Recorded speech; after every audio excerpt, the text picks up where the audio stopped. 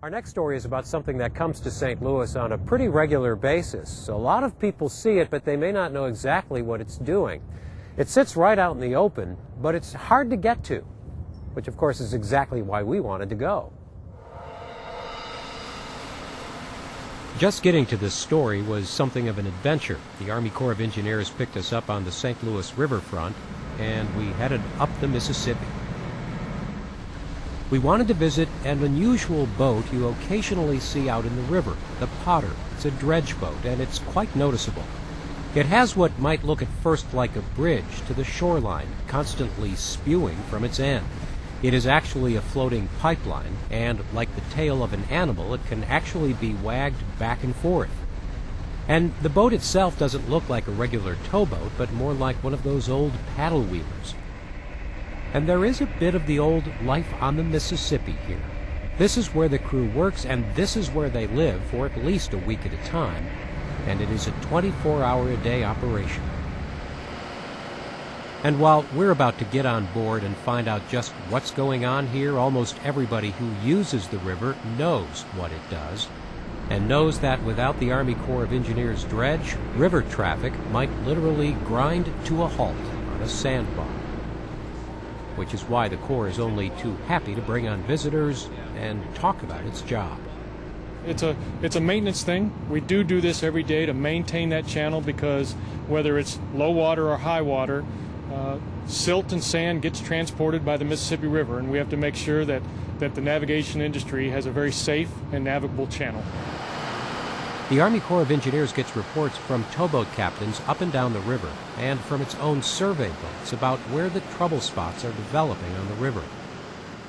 And if one needs immediate attention, the dredge Potter is given the mile marker and is dispatched to dig out the channel. It was at 93.5 when we got a call from Lance Engel. Calls me up and says, "We need you up here. We got an emergency." Silt was building up just below where the Chain of Rocks Canal rejoins the main Mississippi River channel. You got like 3 or 4 different currents happening around you that's swirling. You got current coming down. This is still. And this current comes around, and you can see the effect on that buoy. It's leaning this way because of the cross current. And the sands are fine, and they come in and they hit into this dead water, and they can't go anywhere, so they accumulate. So this would be a trouble spot. I mean, it's always a trouble spot. We're here dredge every year. The river here was only 11 feet deep, and they would dig it down to make it 15 feet deep.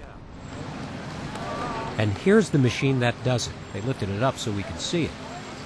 While it's called a dustpan dredge, it's actually more like a carpet cleaner. It digs into the river bottom by shooting strong jets of water to stir up the sand and the silt, and then sucks it up. Inside the belly of the boat, a lot of noise from the powerful pumps that shoot water to create the slurry and to suck it off the bottom. All the material comes up through here and ends up down there. The slurry pipe runs the length of the boat and then keeps going hundreds of feet, supported by 16 pontoons, all the way to the shoreline, where the slurry is deposited well out of the way of the navigation channel. An operator works in that little house on the end and has the controls to move the pipeline assembly, to reposition it, or to swing it completely out of the way to let barges through. The dredge boat looks like it's just sitting in the river, but it is moving. Far ahead are 2 anchors attached to the boat by cables that cross in an X. Powerful winches slowly pull the dredge ahead. Today, it's all under the control of Eddie Allen. Right now we're dredging. We got our anchor set out over here, advancing up the river.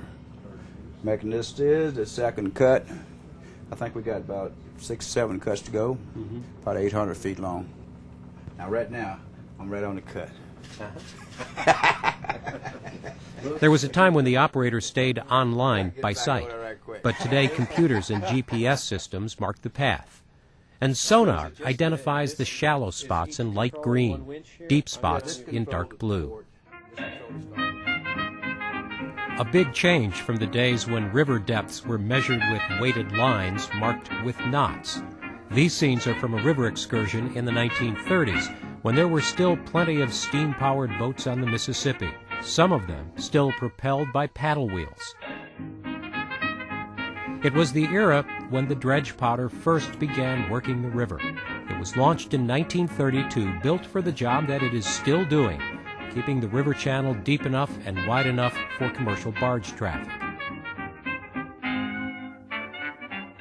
The dredge potter itself spent the rest of the 20th century as a steamboat. This is the old existing barge, But it was completely modernized in 1999, and the Army Corps now calls it its oldest and newest dredge. The steam engines have been replaced with a high-tech diesel-electric propulsion system. That's what moves the boat. But the operation is fueled the old-fashioned way. What was for lunch? We had roast beef with potatoes, carrots, and onions and green bell peppers. There are usually about 50 people on board this boat, and the cooking crew has to feed all 3 shifts. That means meals in the morning, noon, evening, and another meal at midnight. Yeah, the cookhouse is one of the main things on here that the guys, they work hard, they eat hard, they eat good. Chicken. Chicken and steak. Chicken and steak. Chicken and steak. A lot of meat and potatoes on this. Meat and potatoes. I got to figure a lot of coffee. A lot of coffee. A lot of coffee. Some on the dredge potter work 12-hour shifts, others work 6 on, 6 off. And they live on this boat for 7 or 8 days at a time. There is a lounge with satellite television, but life on board the dredge potter is pretty basic. A deck equipment operator and a mate share this room. And like I say, it's small. Yeah. One guy's on watch, the other guy's off watch. Right. Really, after you work 6 on, 6 off, you get off, you're tired. You eat and you go to bed. It's a different life, I imagine. Oh, yeah. Well, you know, you're away basically for about 4 or 5 months. You're away from your family, and this is your family. And, you know, you spend more time out here than you do at home. I imagine there are some guys that just don't take to it. Well, the money's good, but when you get to missing home, you know, some people don't come back for that reason. But other people take to it just fine. Eddie Allen's been working on the dredge potter now for more than 25 years. Captain Jim Pierce joined the crew back in 1979 just because he needed a job. And I've been out here ever since. Yeah, you like the life then, huh? Yeah, it gets in your blood. Look at him, he's going after it. Got it. That's pretty neat. Yeah. It's nice to be out here. Most people go through life and never see one. Look how beautiful that bird is. It's not always this nice on the river. They dredge from July to December, from the heat of summer into the bitter cold of winter.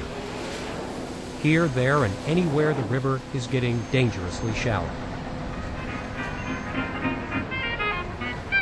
When it was time for us to go, we hitched a ride back to St. Louis with some off-duty crew members.